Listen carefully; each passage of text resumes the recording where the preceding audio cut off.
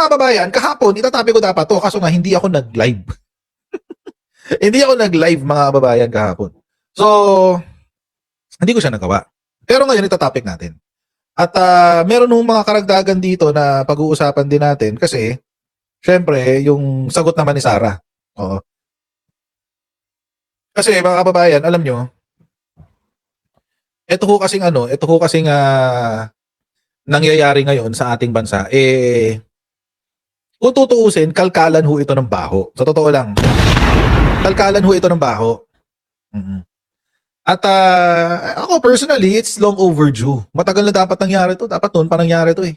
Mm-hmm. Kasi mga kababayan, yung nangyayari ngayon, itong expose na ginawa ni President Bongbong Marcos, binigyan tayo ng pagkakataon na makita ang katotohanan sa likod ng politika. Oo. So, ngayon,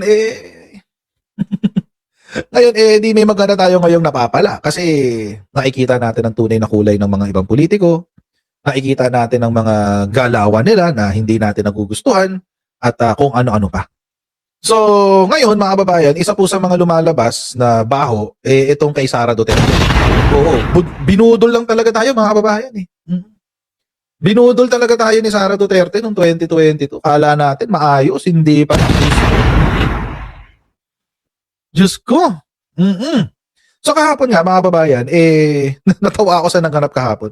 Kasi, kinasuhan nga ng plunder etong si Sara Duterte. Plunder yan mga kababayan, napakabigat niyan, plunder. Oo. Pero ako, hindi ako confident na matutuloy yung plunder. Personally, hindi ako kampante na yung plunder mismo ang matutuloy. I have a feeling na ang matutuloy ay yung mga lesser, yung graft and corruption. Kasi nga mga kababayan, sobra pong pinahirap yung requirements para sa plunder. Oo, sobrang pinahirap na mga kababayan. Kailangan meron kang main plunderer, tapos kailangan mapatunayan mo na nakinabang talaga yung plunderer doon sa perang kinuha niya. Mga kababayan, napakahirap gawin nun. Saan mo kukunin yun? Di ba? Saan mo huhugutin yun? So, siguro sa AMLAC, 'di ba? Sa sa AMLAC, sa bank accounts. But again, mga kababayan, ang sinabi kasi ni unfortunately, it was Justice Lucas Bersamin. Ang sabi niya, kailangan mapatunayan na nag-benefit. So, is finding it in their bank account, does it count as benefiting from it? I don't know. Wala pa jurisprudence eh. Pero yun yung ginawa yun yung ginawang desisyon ni former Chief Justice Lucas Bersamin. Kasi siya kasi yung gumawa ng desisyon. Siya yung sumulat ng desisyon.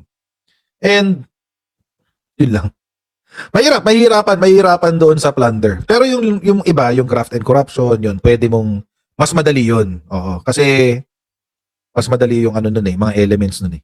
So ito yung balita kahapon. So kahapon, Vice President Sara Duterte's alleged misuse of her 612 million confidential funds.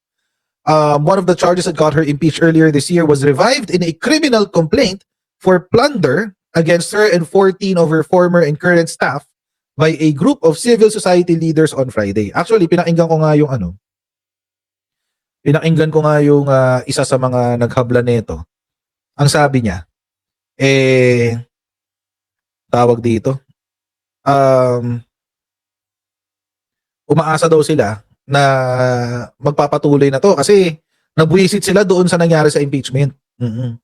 Actually, lahat naman tayo nabwisit sa nangyari sa impeachment. Oo.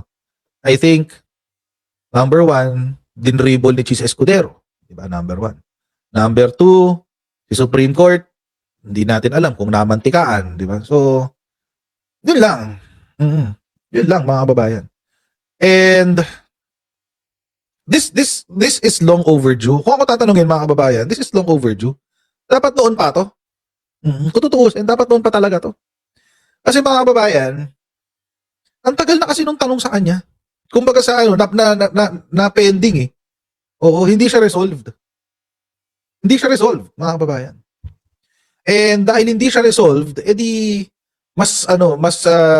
tumitindi at mas umiingay yung issue.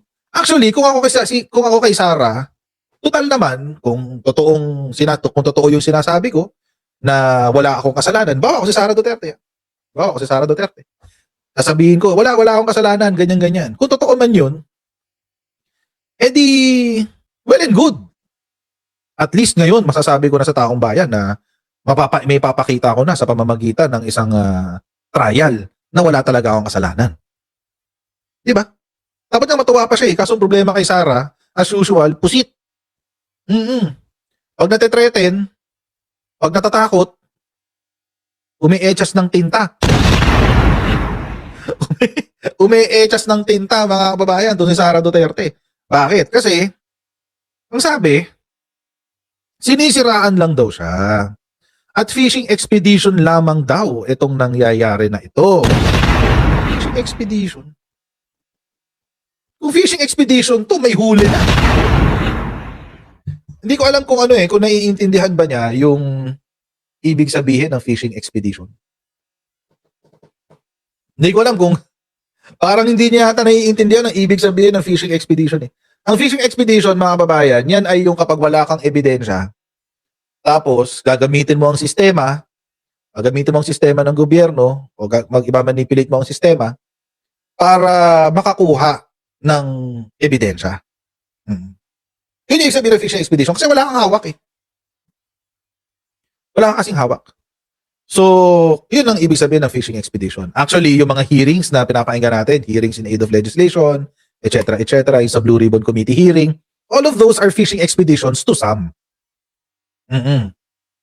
Sa mga ibang tao. Of course, hindi nila aaminin yun. Pero, ganun talaga ang ginagawa nila. Hindi nila aaminin yun, syempre. Wala namang aamin sa sariling kalokohan, di ba? So, ayun na nga. For example, si Sara Duterte. Hindi naman siya umaamin eh. Kung tutuusin. Eto, pakinggan natin yung balita, mga babayan. Umalag si Vice President Sara Duterte sa mga isinampang reklamo laban sa kanya, kabilang ang plunder. Pagtatakip lang daw ito sa nangyayaring nakawan sa kaban ng bayan. Yan ang Express Report ni JC Cosico. Isa na namang fishing expedition, ganyan inilarawan ni Vice President Sara Duterte ang patong-patong na reklamo kabilang ang plunder na isinampa laban sa kanya at 15 pang opisyal ng OVP at DepEd kahapon ng mga civil society leaders sa Office of the Ombudsman. By the way, bago natin ipagpatuloy ito, nung sinabi nilang patong-patong, as in legit, patong-patong talaga. Grabe naman kayo. Di ba? I mean, grabe naman kayo dito, mga ma'am, sir. I mean, okay lang naman. Wala naman problema. Pero sana, di ba, parang for dramatic effect na lang. Di ba? For dramatic effect na lang. Sorry pero parang medyo OA, di ba? Di ba, wala ba kayong PDF, guys? Wala ba kayong PDF? Grabe naman to. Hindi kayo hindi kayo eco-friendly. Ang dami yung sinayang na puno today. Magalit sa inyo si Sara, lagi nagtatanim ng puno yan.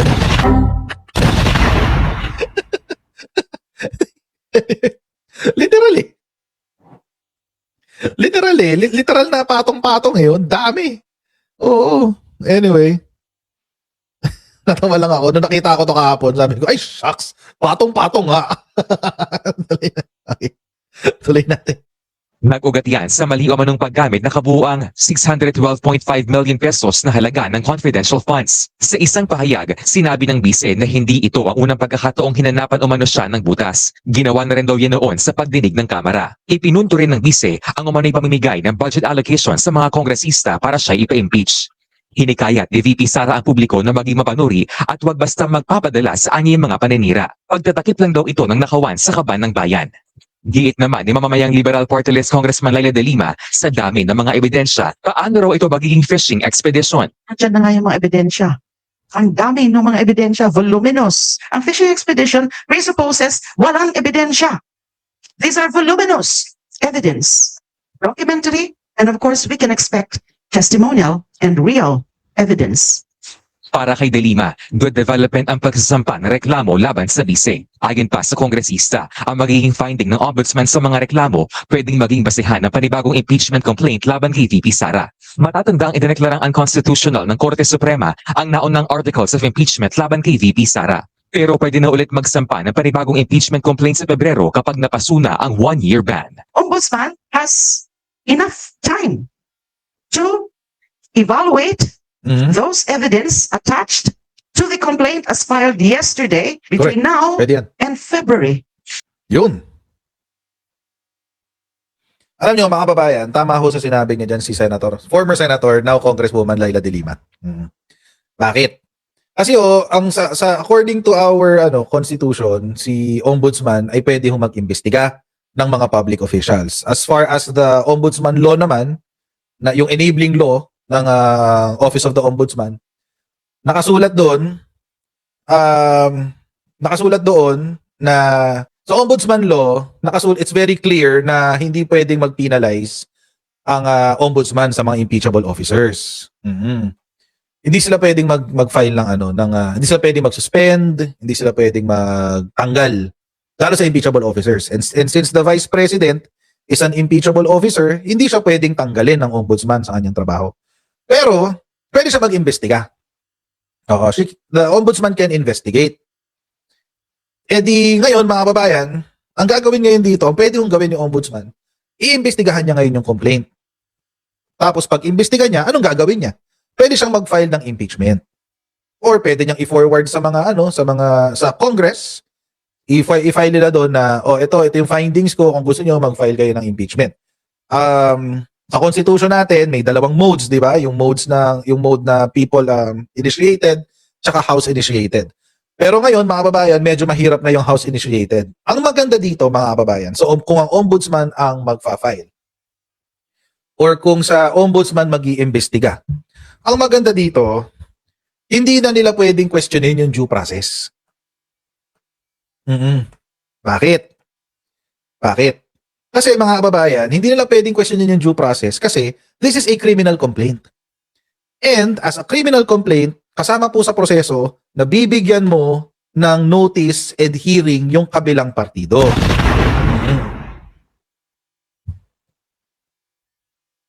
Bibigyan mo siya ng notice and hearing. Papadala mo ng subpoena. Papasagutin mo sa mga charges. O tawag dito, mabibigyan siya ng pagkakataon magpaliwanag. So pag lumabas yung findings ng tawag dito ng Office of the Ombudsman, hindi na pwedeng pumunta si Sara Duterte sa Supreme Court at sasabihin niya, tawag dito, hindi po ako binigyan ng due process, etc., whatever. Hindi. Binigyan ka ng due process doon sa Office of the Ombudsman. Di ba?